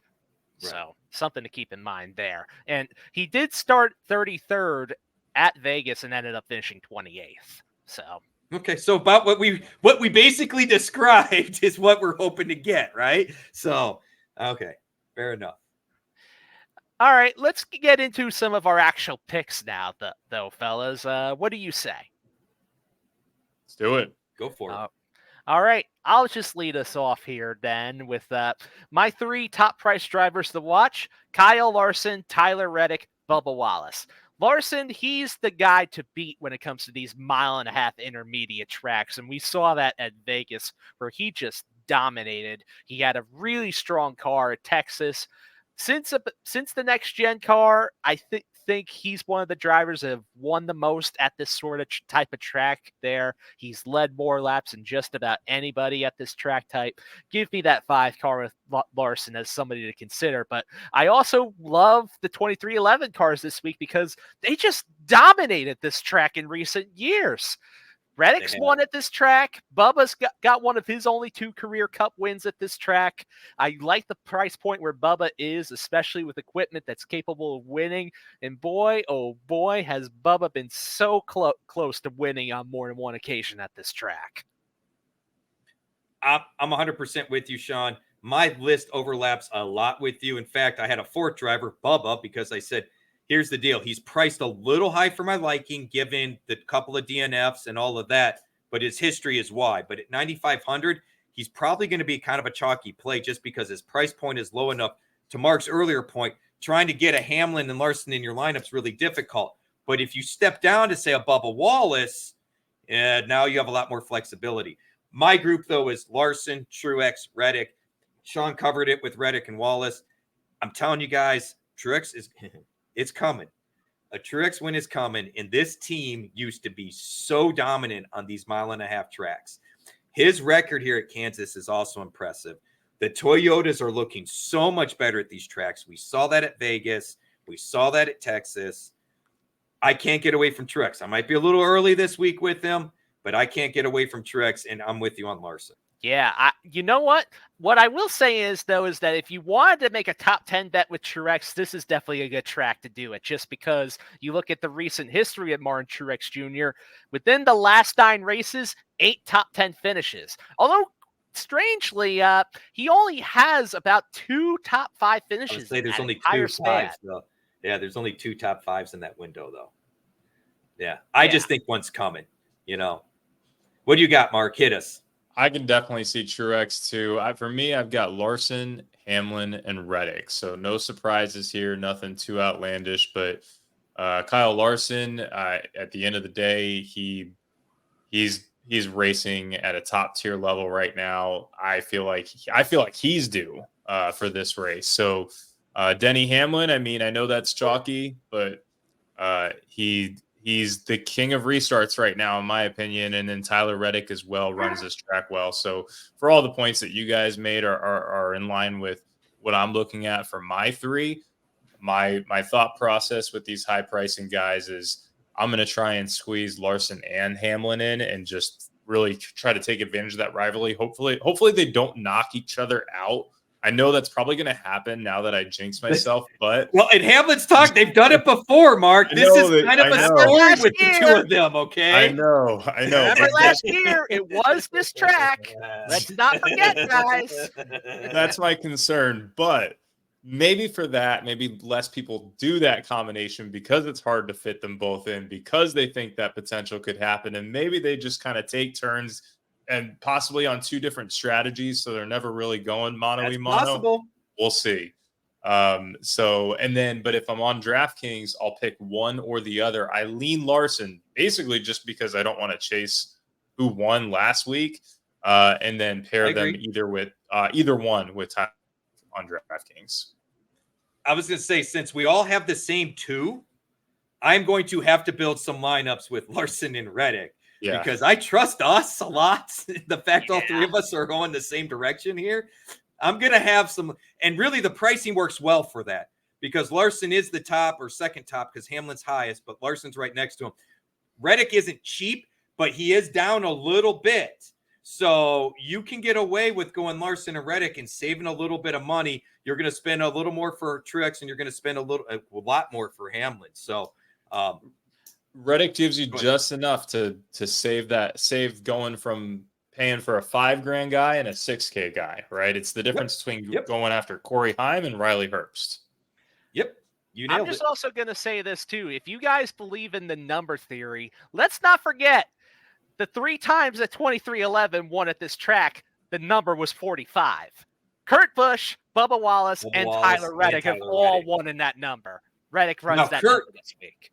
Kurt and Reddick have the same team, right? Those were the same teams. Bubba, they just changed the number, right? Because of the points or whatever for the championship. So, okay. That's correct. That is. And Reddick is the 45 that won last time we got to interview Michael Jordan. Just paint scheme. We didn't have him as a paint scheme, though. Yeah, it all comes together. Shoot, we didn't have him as a paint scheme. Mark, who do you got for your mid-tier guys? Yeah, my mid-tier guys, it's weird, man, because I'm kind of like 6K to 7K and then the very top. So the mid-tier guys, though, I like Alex Bowman.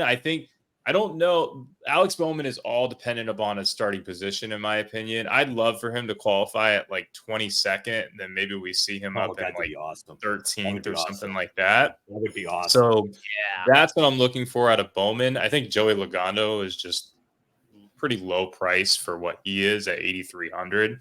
So I'm willing to take a shot on him. And then Ryan Blaney, I think, is also a nice grab here at he's cheap. I thought I wrote his price down, but yeah, he popped up at 86. Yeah, 8,600.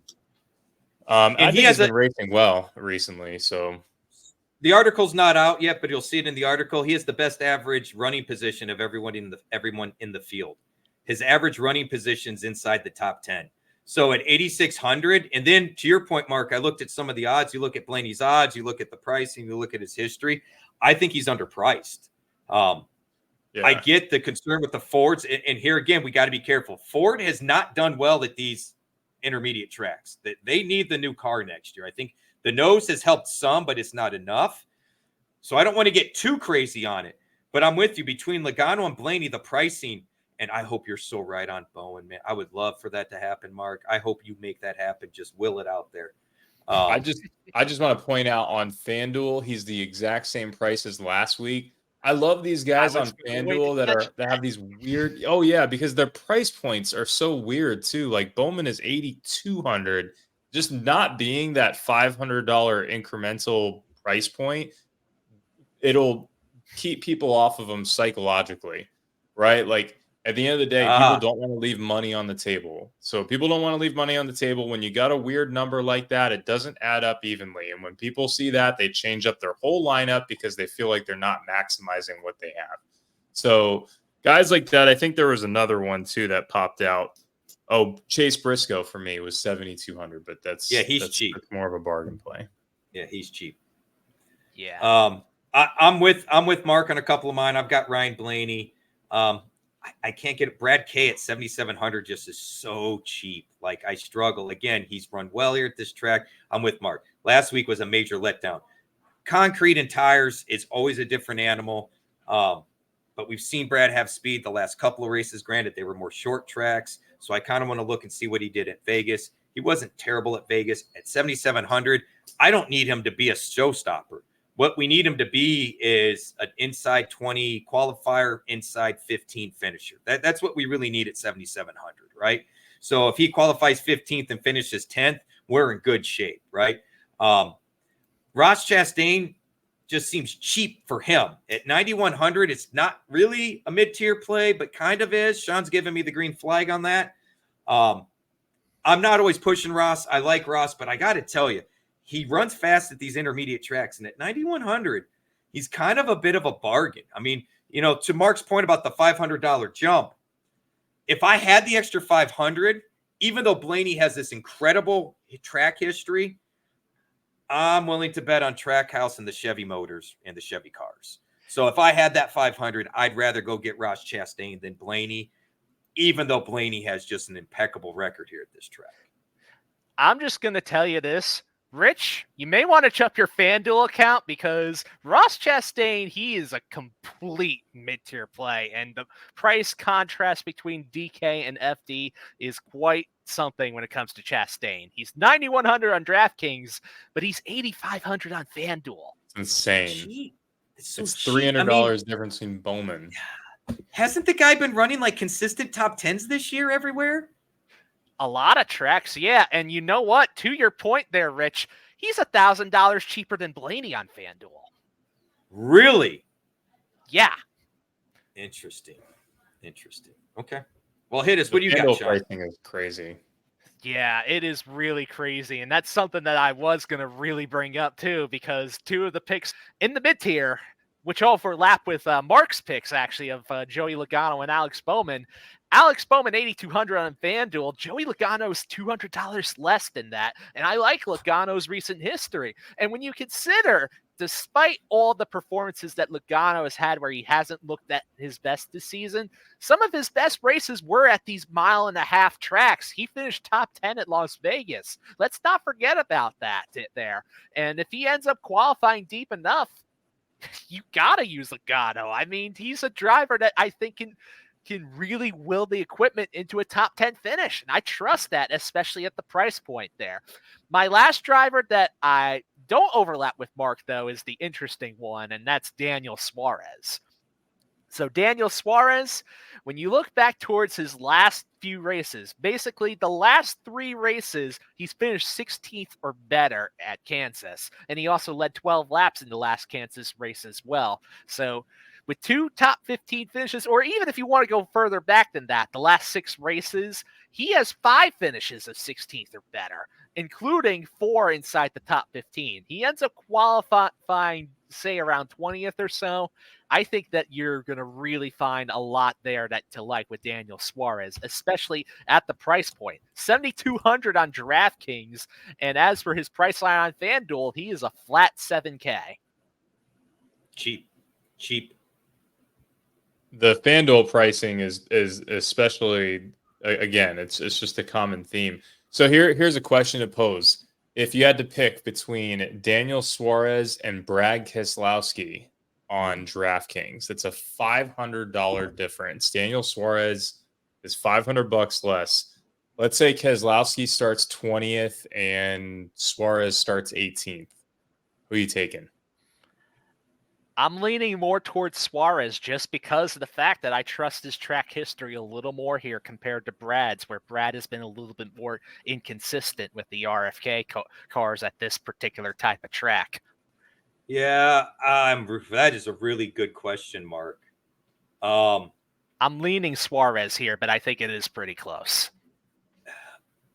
I have to, because I haven't finished the overview article. This would be one of those where I would start digging into what has Brad done specifically in the next-gen car at this track. What has he done the last 4 or 5 intermediate races in this car? I know Trackhouse has the equipment that can be the speed there. And so with Brad starting slightly further back and me having the expectation of them finishing damn near the same, somewhere right around a top 10 to a top 15 in the money, at $500, probably depends if I can put, does that mean I can't use Larson if I use Brad Keselowski or I use Suarez? Do you know what I mean? Like it's also so close to the point of who are my other guys and do I have to pivot off of them to put one of these drivers in? If I have to take someone like Larson or Hamlin out, I'm going with whoever I have to save the money with. It's too close for me to force one of them into my lineup. I'd be comfortable with either one. Does that make sense? 100%. I just think that like comparing 2 guys like that is going to be the difference on cashing or not this week. It's really diving deep into maybe some of these mid-tier guys or some of these 7K guys and figuring out which ones truly have the edge over the others, and then where do they start? How does practice look? This tier, I think, is make or break this week. I think you're onto something. I think you're 100% correct. What's crazy to think is that even though both of these drivers, they've performed pretty similarly when it comes towards the 2.5-mile races this year. You look back towards Las Vegas here. Let's see. The better finisher between the two was Suarez by 2 positions, but Keselowski ended up being the better point scorer of the day because he scored more place differential. Now, I'm going to look back towards Texas here. Keselowski, again, was the better scorer. He finished about 3 positions better than Suarez and had a little bit more place differential, but both were kind of similar in that same tier where they both gained a place differential, but both scored favorable finishes. Might come down to ownership too. Who has projected less ownership? Who do we think will have less ownership? I think that's going to be Suarez without question, just because Brad is the more notable name, and people don't think about Suarez as much just because he's been a little bit more inconsistent at different types of tracks this season, I'd say. He's been underappreciated just about everywhere we've gone. Yep. Well, let's fly through the value picks here. I'm going to kind of cover them real quick. All 3 of us have Carson Hocevar. Shocker. Legacy Motor Club. He's been pretty decent. He's actually been. He's with Spire, not Legacy. He's with Spire. I always get him confused. He's been the best Spire vehicle out on the track. It's because he did so well with Legacy last year. I don't know where I'm at with that. So we're all over Carson Hocevar. I'm on Corey Haim still. We talked about that quite a bit. Austin Hill, maybe. I wouldn't mind, reconsidering with Kraus. Sean's got Austin Dillon. You can tell me about that one, Sean, because I'm a little nervous about Dillon lately. Daniel Hemrick, we get that one. And Mark's got Ricky Stenhouse and Justin Haley. I would love to hear Mark's stance on Stenhouse. So, Sean, hit me with Dillon first. So overall, when it comes to Austin Dillon, I think for the price point, he is a driver that I'm definitely willing to consider starting this week, especially when you look back towards his history at this track.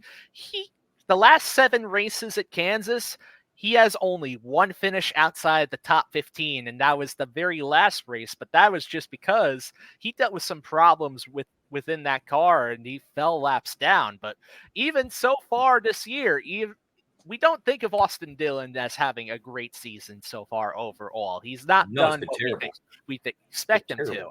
But there's been 2 track races where there's been bright spots this season for Austin Dillon, and that's, funny enough, Las Vegas and Texas, the 2.5-mile intermediates this year. He finished 16th at Vegas, finished 8th at Texas, both times gaining positive place differential. I think Austin is going to be one of those value picks that people aren't going to be talking about just because of how horrible of a season he's been having. But really, I think people should not be sleeping on Austin Dillon this week, especially because this is a good track for him. 6,500 on DraftKings, and on FanDuel, he is 5,200. Give me some AD this week. I got you. Hit me with Stenhouse, Mark. I went after Stenhouse because the speed was up last week and he just, he crashed, right? So yep. I think a lot of people will be off of him. He's $6,600. So you're paying down a bit there for a guy that I think can produce a top 15 if in the right starting spot. So that's where I'm going with Stenhouse. I threw Justin Haley in there just because, when I was looking at this originally, I wanted to fit in both guys on DraftKings at the very top between Hamlin and Larson. Even with Haley, I just don't like how those lineups are looking. So I'm okay with Haley, but I don't think I'll probably end up staying with him by the time we get to Sunday. We've already discussed, most of us are kind of trying to avoid a lot of the low values. These are some of the sleepers to keep in mind. But I think when we go to do our DFS lineups, we'll be trying to stick up a little bit higher on the tier or a little lower on the mid tier. Here's some bets. I tell you what, we got a lot of overlap on the bets. All of us are on Kyle Larson at plus 380, 3.8 to 1. All of us are on Tyler Reddick at 6 to 1. Me and Sean are on Bubba Wallace at 15 to 1. I love Mark's call of Denny Hamlin at 20 to 1. I think that is a very savvy pick. I also like the Alex Bowman call by Sean at 25 to 1. That's really solid. And then Denny Hamlin is to round out Mark's picks. Denny Hamlin at 4 to 1. Look, I'm not going to nitpick any of these picks. We haven't seen qualifying or practice. All these guys are already on my radar early this week. So unless you guys got some add there, I thought we'd go to our DFS picks. I know we're pressed for time, but I did want to just pick your brain on your interest in Chase Elliott here. I feel like we haven't talked about him much. No, we haven't. I think his line is off at plus 900. I think once we get through qualifying and practice, look, we all talked about Bowman, and some of Bowman has been the value. We've talked about Byron. We've talked about Larson a lot. This is another Hendrick car. And finally, we have finally seen that 9 car start to turn. It's starting to turn to the more positive. We're starting to see more of the top 5 running. We're starting to see the consistent top 10 finishes. I understand we haven't done it all in a mile and a half, but Chase Elliott has won in his past at pretty much everywhere we've gone as far as types of tracks. The fact is, and I'm kind of like you, Mark, I don't think anyone's going to be on it. So I kind of like this soft line at almost 10-1. I think if you want to change it up, if you wanted to make a top 5 bet, for example, or a top 3 bet, I'd be okay with that. I just, at this point, I can't sleep on any of the Hendrick cars, any of them. And if we like Bubba, if we like Byron and we like Larson, I do put Larson a titch up. I think we need to like Chase. So that's where the Chase Elliott bet came from. To add to your point there, Rich, both of the mile and a half events this year have both been won by Hendrick drivers. Larson won Vegas, and let's not forget, Elliott won at Texas. I forgot about that. Elliott did win at Texas. So that's where I'm at. I think most people are off, and we've been seeing it go in the right direction. 2 years ago, Mark, everybody assumed Chase Elliott was going to be a top 4 finisher at the end of the year. Now you almost talk like he's overrated. So now I'm in. You know what I mean? Yeah, when everybody's on the love, I'm out. Now that everybody's kind of hating, give me some of that Chase love. It just seems like he's hiding in plain sight this week now that we're talking about him. Top 5 and 4 the last 5 Cup races, too. That's nothing to sneeze like I said, at either. It's finally been coming together. I don't know what changed, what he figured out, getting a better feel for the car. I've heard a lot of drivers struggle getting a feel for this car compared to the last one. He did really well in the last one. He could just, and plus the injury. So really, he's had less races in this car than everyone else except for Bowman, for that matter. So Chase and Truex, their days are coming. Chase did get his win, but I like to kind of bet ahead of the wave because I feel like the waves are coming. Yes. Core DFS picks. I didn't do any FanDuel ones because I'm still locked out. So I'll do mine very quickly, and then you guys can cover yours. We've already talked about all these guys. Larson at 11,000. I reserve the right to pivot off of Ross Chastain, but I'm struggling at 9,100. I could easily go to Reddick instead. That's probably who I would lean at this point, to be honest with you, is Reddick over Chastain. It's just I found the pricing so cheap. Corey Heim at 5,900 as a steal, especially for all the things we've talked about. And then Noah Gragson, it's more of a gut shot, but at 7,400, kind of curious where he qualifies. He just quietly keeps being like the best Stewart-Haas car on the track. So I'm cautiously optimistic there. Not a bad call, I say. Yeah, I love the Heim play. I might have to move to that. I've got Larson at 11K on DK. He's 14, of course, on FanDuel. For all of the reasons we've said, Hocevar, I think dollar for dollar is the best value on the entire slate. At least on DraftKings, I think FanDuel, obviously, he's 6K on FanDuel. Bowman, another great value on both sites, 8,000 and 8,200 on FanDuel. Chase Briscoe. So Chase Briscoe is another dollar for dollar great value. Vegas likes him for this price point. So I am going Chase Briscoe at 7,100 on DK.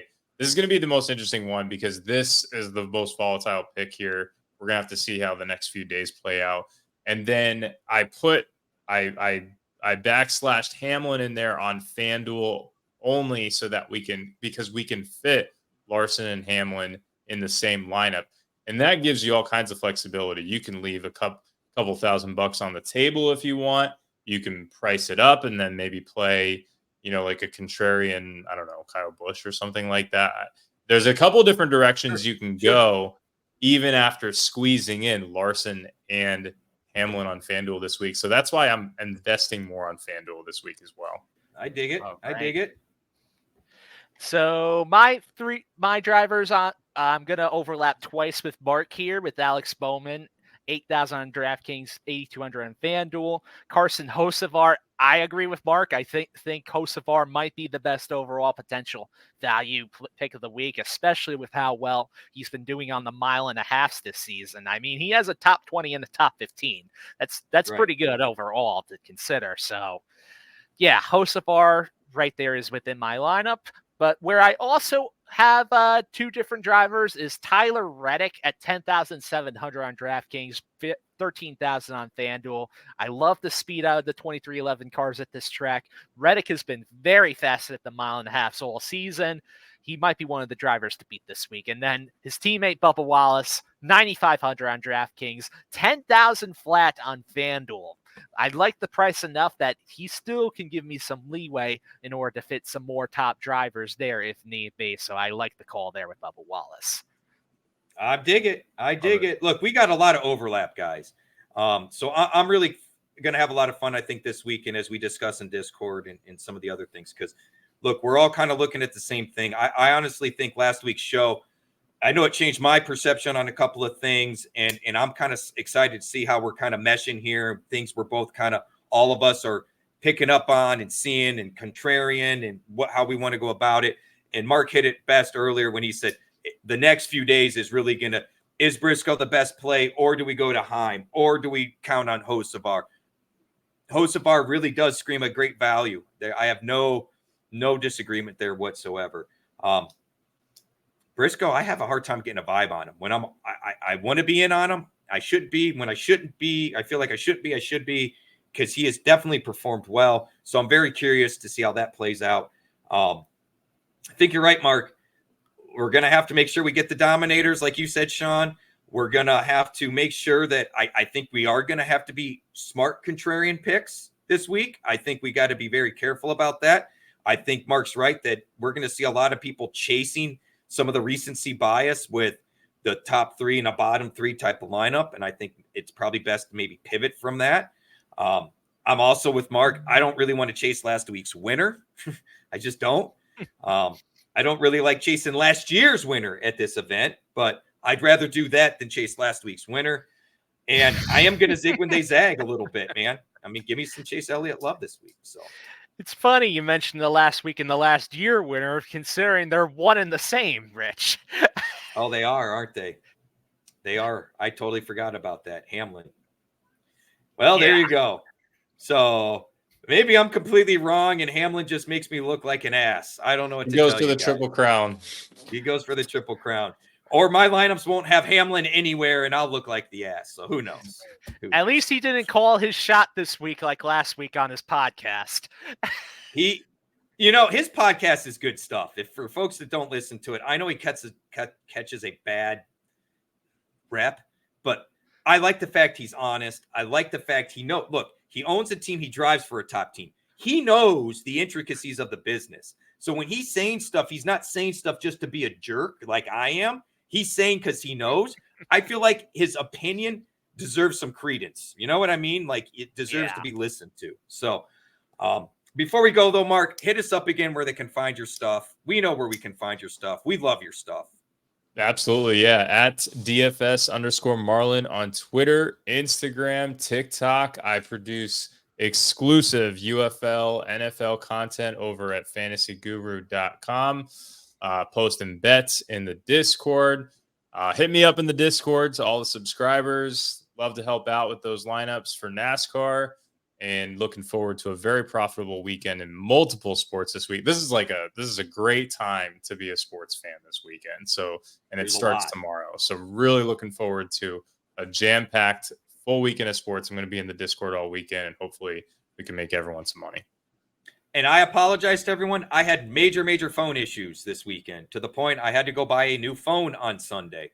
And I went thinking I left early enough to get back in time, only to spend 2.5 hours at the store and come back, and the race was already going. So not only did I drop the ball helping you guys because I couldn't get access to the channel from my phone, I didn't do any lineups. So my apologies to everyone. It is fixed. I will be available. I know all the members have been very polite, like, dude, don't worry about it, but I still feel terrible. Sean and Mark had you covered. They did an excellent job, especially on Sunday. So we'll hit it up again. I'm excited for trucks being back. I don't know what it is. I'm feeling my groove on the truck series right now. I really am. So, and we're back. The trucks are back. I'll have a truck article up later. The overview article will be up tomorrow. Sean gave me a little bit of a cushion to help me out a little bit. The week's been a little gnarly. So that'll be up tomorrow. And Sean will have his stuff dropping he can tell you about. Mark, what's FantasyGuru.com to find your stuff, but you do a football article every other week, correct? Yes, sir. Jorge Pucks is up this week. I'll be up next week. And so 10-4. the UFL article should be going up at some point tomorrow evening, I would say. And we've got a nice UFL slate this weekend as well. I'm going to be on the trucks too. So I'm going to join the party Saturday night and all right, man. hop in the Discord channel for that as well. Good deal. And Sean, hit us with what you got, man. You got a whole bunch of stuff cooking.